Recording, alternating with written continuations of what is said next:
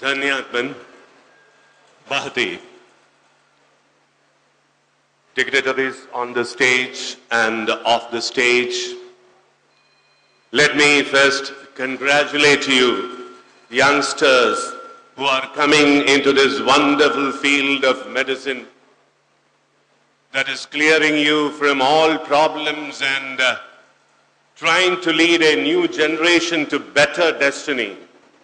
That is your duty, and you have been initiated to this wonderful profession.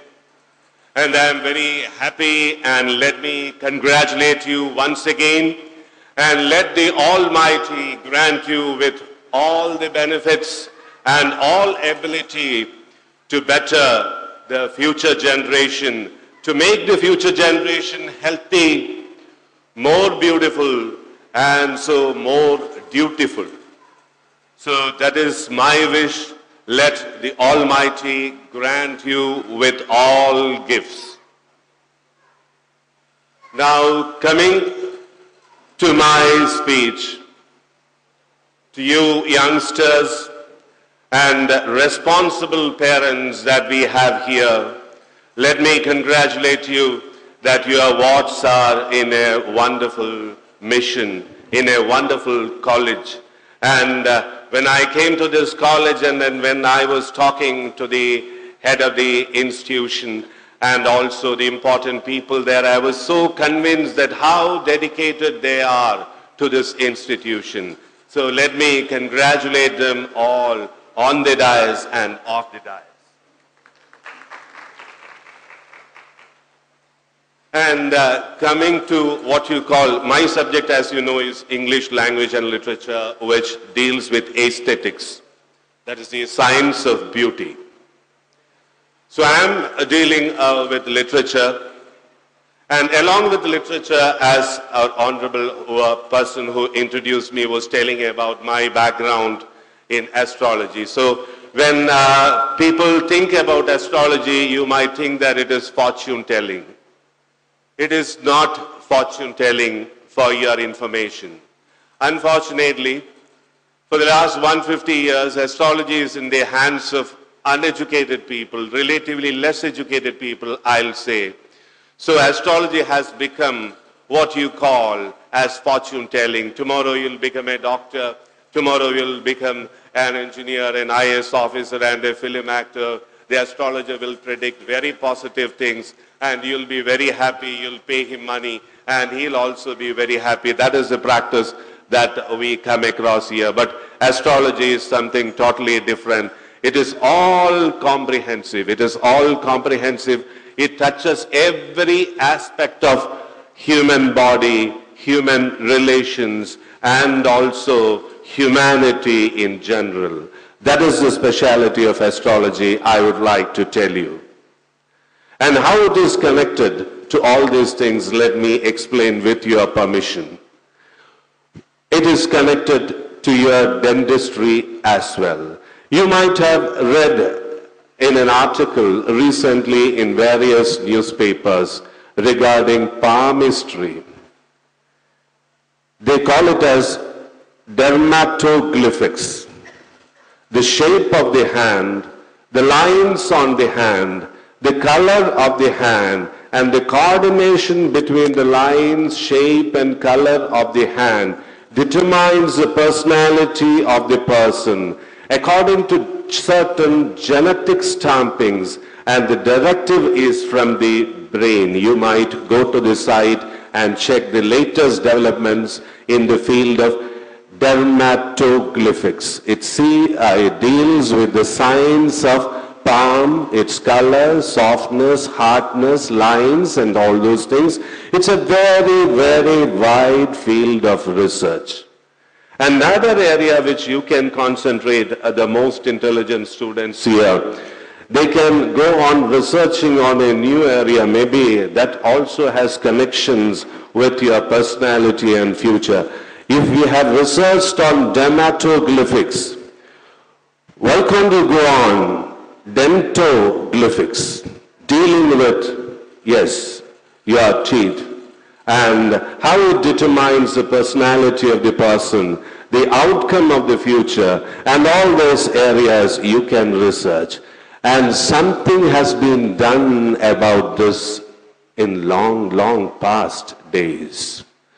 That is, according to the Indian tradition, 8,000, 9,000 years back, there was mouth cleansing, teeth cleansing, and teeth correction in India. Mind you, 8,000, 9,000 years back.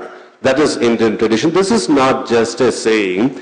You can check the university research, Missouri, Columbia University research. And they have researched on certain fossils which were taken from a particular place in old India. The name of the place is Mehgarh. Now it is in Pakistan. Mehgarh. You can note it down and go on with your research. Fossils were taken, and when detailed study was done on the fossils, especially upon the molar tooth, some of the molar tooth went on correction, and they had what you call systematic drilling on the molar teeth, and it was filled by certain things which is still unknown, and they are going with that research. They think that it is beeswax added certain other chemicals or something which is very crude during those days. So we had corrective dental surgery during those days, 8,000, 9,000 years back. Research, Missouri, Columbia. You can go to the website and get the details. And during the time of Krishna, he concentrated, as you know, he was a pleasure-loving person, a Sukhiman. And he all the time concentrated on his charm and the charm of his people. And during his time, he concentrated on cleanliness. We in astrology call it as Rupam, Bhavam, Gandham and Shabdam. Plus taste, Ruchi. I'm going to factor on that. Rupam means the figure of the person. Bhavam means the expressions and body language, that is the non-verbal delivery of the person, that is bhavam. Then comes the gandham of the person. The smell is exclusive for a person the dogs can identify, you know. The smell is exclusively for that person, gandham and shabdam. And regarding gandham, as you know, what quality attracts people to people? One is gandham. You see the person, you are attracted, and when you go close to the person, and if the gandham or smell is bad, you get distance from the person, as you know. So we have to better our gandham smell. Perfumes are all the time there, but body smell is something entirely different. So according to Indian tradition, we try to better our smell by controlling our food habits and reduce the toxin content of your body.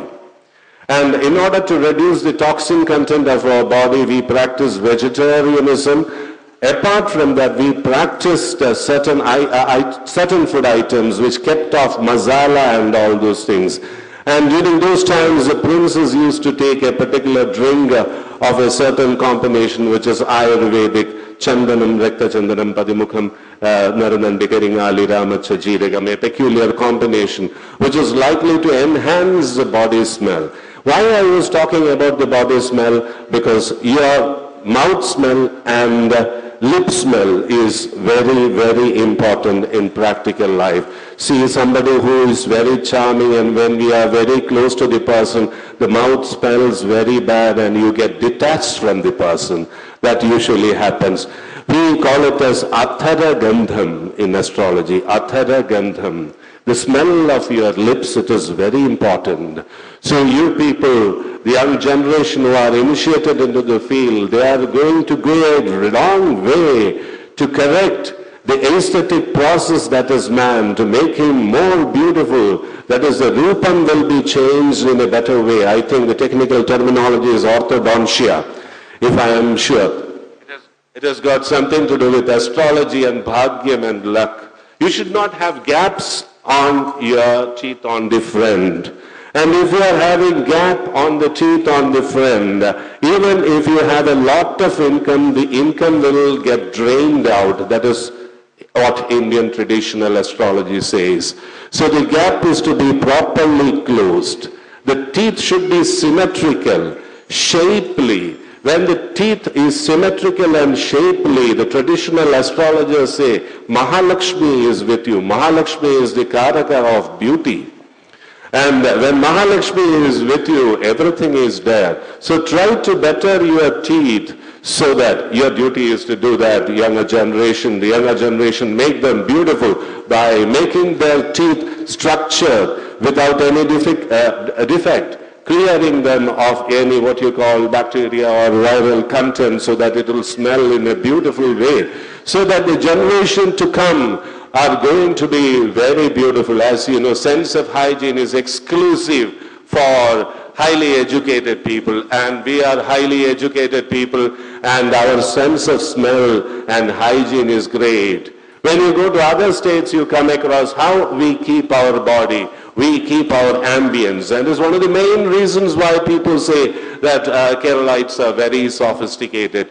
So it is part of your body hygiene, not just using perfumes, to clear our mouth properly, clean our mouth properly, make it as beautiful as possible. That is related to Indian tradition, that is related to Indian culture, and that is related to what you call the aesthetics, that is India.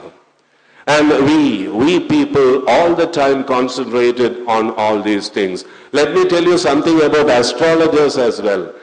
During those times, that is during the time of Cheras and Pandyas, 2,000, 3,000 years back when other kings ruled the south, when an astrologer is selected who is actually called the court astrologer is Devajnan. Devajnan is not just a scholar, somebody more than that. Devajnan is selected from hundreds of scholars. They will have to come to the court, argue with the Pandits and win the game. And some 120 astrologers will be selected, or some 36 astrologers will be selected from a group of, say, 100, 200 or 300. I once again underline, astrologer means in those times not just a person who tells your fortune. He is Devajnan. He advises the king on every matter.